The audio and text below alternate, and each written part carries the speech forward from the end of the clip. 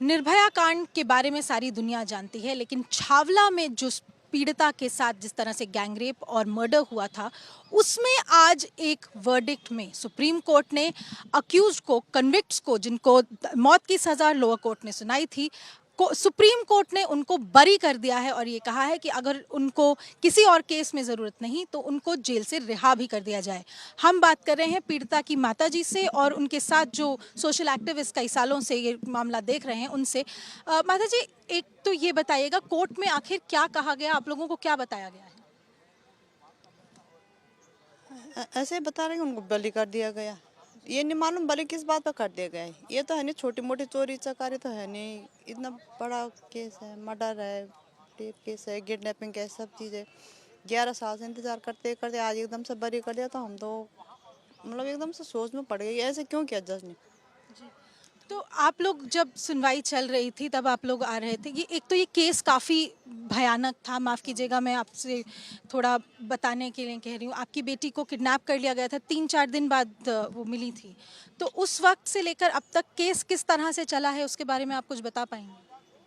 उस तरह तो सही चल रहा था, आज तो इंसाफ मिल गया था, हाई कोर्ट में भी, नीचे लोअर कोर्ट में भी। यहीं आके हमें झटका मार दिया इन्होंने तो। बाकी तो 11 साल हो गए, मतलब कैसे करते हो तो आपको पता होगा कि माँ के लिए कैसे कटेगा एक एक दिन। तो ये अब इंतजार करें, आज मिलेगा इंसाफ, कल मिलेगा। लास्ट में मिला भी तो एकदम से बलि मिल गई। तो ये हम तो इस इंसाफ से कोई खुश नहीं है। हम कुछ ये जो एक्टिविस्ट हैं साथ में उनसे भी बात करते हैं। आप आशा लोग, से हाँ जी, मैं पड़ोसन है वो। पड़ोसन भी आपके हाँ। साथ में।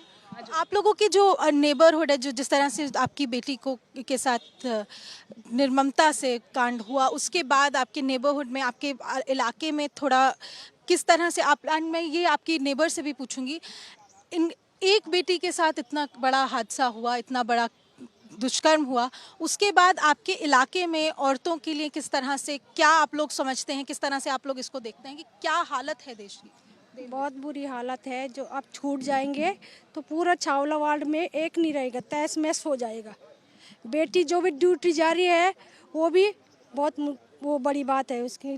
बहुत डरावनी है। अब लोग 4 बजे घर में घुस जाएंगे, ताला मोड़ लग जाएंगे। ये बहुत बड़ी वो करी जज ने, जो भी कही, बहुत गलती की है ये। मैम, आप लोग इस मैटर के साथ जुड़े रहे हैं, आप लोग सोशल एक्टिविस्ट हैं। क्या कहा है कोर्ट ने, किस बेसिस पे इन्होंने बरी किया है, कुछ बताया गया है? देखिए, अभी तो वकील साहिबा ने कुछ ऐसा बताया नहीं कि किस बेस पे बरी किया गया है। मैं भी एनजीओ से हूँ, सर्च माय चाइल्ड में अपनी फाउंडेशन चलाती हूँ, और इस तरह के केसेस जब हम लोग देखते हैं तो दिल अंदर से रो पड़ता है, इतना दुख होता है कि निर्भया कांड में जिस कांड को कहा गया था कि भाई इस कांड में सिर्फ फांसी की सजा होनी चाहिए, ये जो कांड हुआ था, ये जो अपराध किया गया था, ये तो 9 महीने पहले का केस है। कितनी बुरी तरीके से बच्ची की आंख में तेजाब डाल दिया, और जिस तरह से भी ये घिनौना कांड किया गया था, उसकी तो एक ही सजा होती है, वो होती है फांसी। आपका जब लोअर कोर्ट में फांसी की सजा दी गई, हायर कोर्ट में, सॉरी, हाई कोर्ट में फांसी की सजा दी गई, तो सुप्रीम कोर्ट को तो एक मिसाल देनी चाहिए थी कि भाई ऐसे लोगों को कोई और सजा हो ही नहीं सकती, जिन लोगों ने इतना जघन्य कांड किया है। एक माँ को इंसाफ दिया गया है, उसके नाम पर इतना कुछ बन गया है। देखिए, समझ में आता है, न्याय चाहिए, लेकिन ऐसी माओं का क्या? इनके साथ अगर कोई खड़ा नहीं तो इनको न्याय नहीं मिलेगा। निर्भया के साथ सारा देश खड़ा था, सारा जो है संसार खड़ा हो रखा था, तो उनको न्याय मिला। इनके साथ अगर कोई खड़ा नहीं है तो इनको न्याय का क्या?